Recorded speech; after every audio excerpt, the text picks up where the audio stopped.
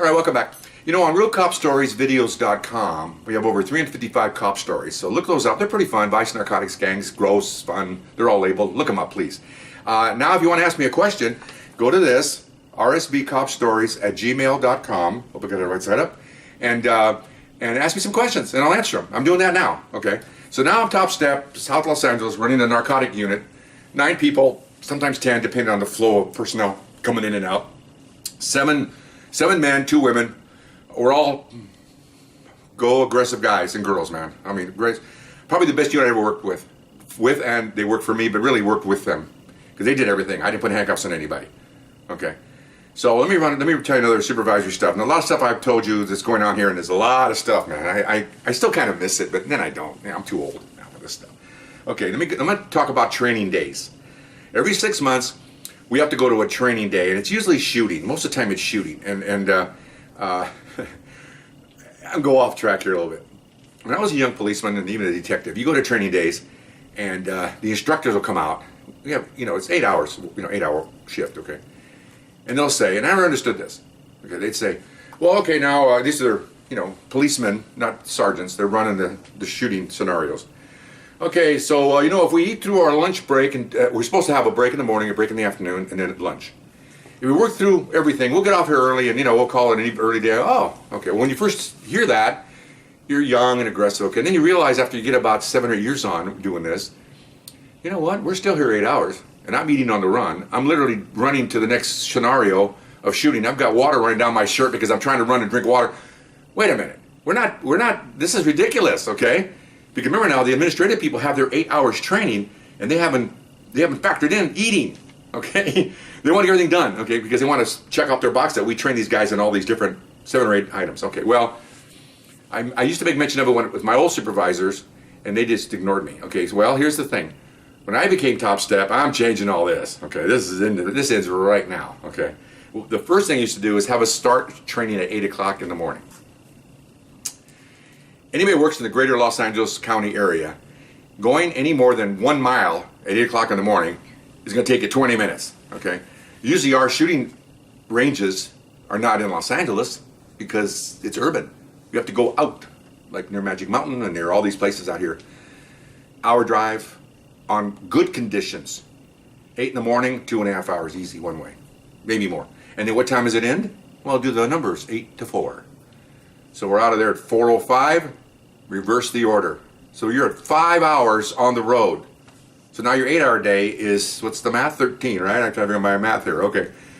Well, I'm gonna change this. If I'm in the first training day, I go in there and they go, okay, we're gonna go. And I go, oh, hang on a second, can I talk to you guys? And then, remember now, I'm the top guy now. And I found out that another squad goes with us, and their top step didn't even show up. That's how potted plants these guys are, okay? Because they don't want to shoot. They don't want to. Well, I'm there to also shoot, and I'm also there to watch my guys, see how they do. And I'm sure they want to see me there because they want to make sure impress me. These are alpha officers. We have shooting contests all day long. A, they want to show that they can outshoot anybody else, and B, they want to show me that they're top step shooters, okay? Which is great because I did the same thing when I was a young officer. Okay, it all runs the same way. But these other top steps, they never even showed up. They just don't even. They go. I don't know what they did. In fact, the third training day, I asked my boss, Lieutenant, well, oh, they have administrative duties. Oh, like I don't. He just shrugged it off, and walked away. Okay, that's how incompetent he is. Remember that same guy. Okay, it's okay. It's okay. I want to be here. My people want me to be here. I want to be here. Okay, all right. So I get the instructors to the side. I go, look, man. I said, I've been doing this for, 28 years. And they look at me like, what? I said, it's now 8:15. I said, at 2 o'clock, we're out of here. What? Yeah. If you're going to work through lunch, I said, let me tell you something. Okay, so we have 8 to 4, right? 8 hours? Yeah. Okay, work through lunch, that's 3 o'clock, right? If we work through lunch, we get an hour off because we work through lunch. So now it's 3 o'clock, right? Yeah. Okay, 20-minute break in the morning, 20-minute break in the afternoon. Now we're at what? 2:20, right? Yeah. So that's the maximum we're going to have my guys here. And the reason why I want them out of here at 2 is because I don't want to fight traffic all the way home. And I don't want my guys driving all the way home. So you guys get done at 10 minutes to 2. We'll clean up the range, pick up the casings, pick up the shells, pick up the targets, and we're done. We're out of here at 2. I'm securing everybody at 2. There's like 30 guys. Oh, there's like 25 guys here. Okay. I'm the top guy. Oh, okay. Okay, detective, no problem. I said, yeah, I know, there's no problem. Now, give me your names. Whoa, now that'll get you. Okay, what? Just give me your names. They're looking. Because I want to write a commendation. You guys did a good job. See? Okay, works both ways.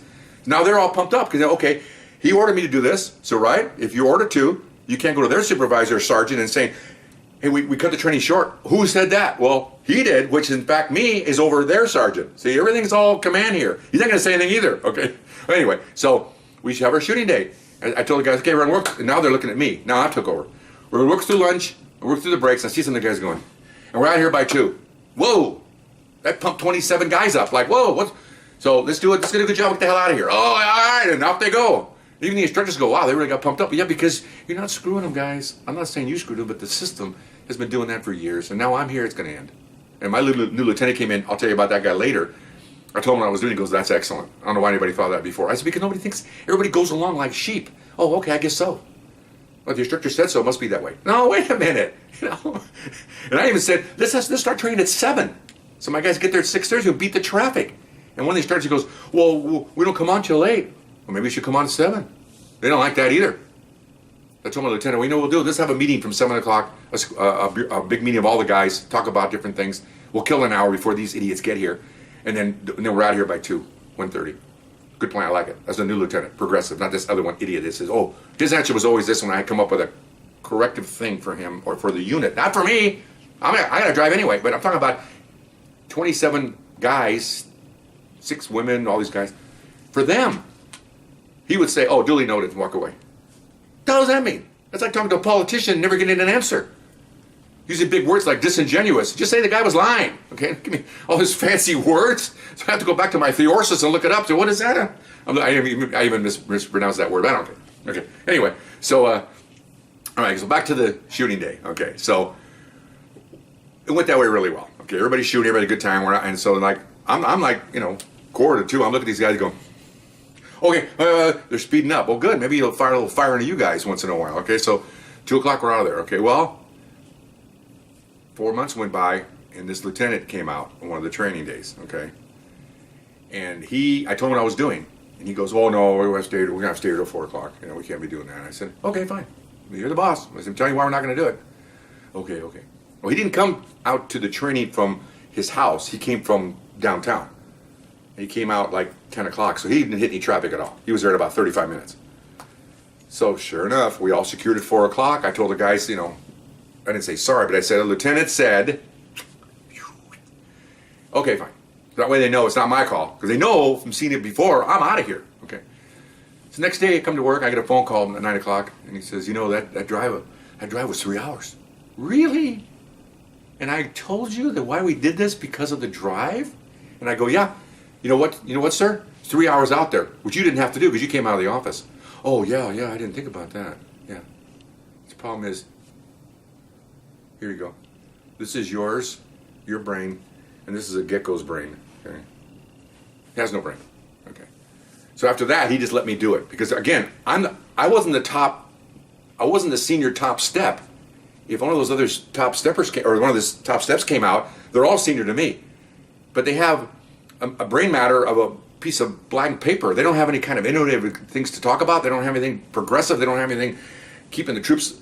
Oh my gosh, I'm not perfect, but good grief, man. This doesn't take a lot of thinking on this, So since I was there, I'm in charge. I took care of it. So he didn't bother me after that. He didn't like that drive. In fact, he didn't like that drive so bad, he never came out again. Okay, nice guy. Okay, so here we go. This is what I'll talk about before the time runs out. Okay, we had a shooting scenario, and we're shooting on top of a hill, and then it goes down to a gully. Not very far, and then there's targets. We're shooting with shotguns. Well, I had my assistant, very great guy, was running down the hill to put up targets and then running back to help the guys out because you have to do it yourself. This isn't fancy FBI Academy stuff where everything's electronic. No, you put them up on the side of it, you don't stick them in the dirt, the targets. So one of the instructors asked him, has he shot yet? And he made a remark that, no, I haven't shot yet. I'm acting like a N-word picking up these targets. Yeah, and there's 28 guys standing there. And he's not talking like you and me. He's kind of yelling because it's kind of noisy. And he just said it like in passing, okay? And there was almost 30 guys there, and there was only one black guy there. he was a supervisor. He worked for me. I had this one assistant, and I had a black, well, the only black detective. Everybody else is white, Mexican, whatever, Asian, ladies. When he said that, it was like an E.F. Hutton moment, man. There was silence. And who are they looking at? Me, because I'm the top step. And this guy looks at me, you know who I'm talking about. He looks at me and he goes, come here, okay? And so everybody's, ooh, you know, so then I take him off to the side and I told the church, just keep on doing the shooting. So I go over to the side. And I'm looking at my other supervisor. At that time, the three of us were very close. We ran the squad. The new guy, this new black supervisor came in. I gave him a lot of responsibility. He's doing extremely well, very sharp.